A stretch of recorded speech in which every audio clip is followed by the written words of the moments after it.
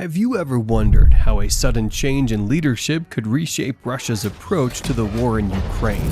Well, buckle up, because Vladimir Putin has just dismissed longtime defense minister Sergei Shoigu, signaling a significant shift in military strategy.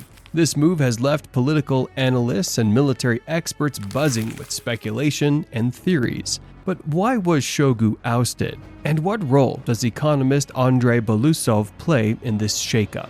Let's dive into the drama unfolding in the Kremlin and what it means for the conflict in Ukraine and Russia's broader global strategies. Over the past few weeks, Russia's politics have been rocked by significant developments that will shape both its military future and the ongoing conflict in Ukraine. These changes could redefine Russia's approach to both its domestic and foreign policies. Putin has a fresh plan to bolster Russia's military might, and it all started with the abrupt resignation of former defense minister Sergei Shoigu on May 12th. In a stunning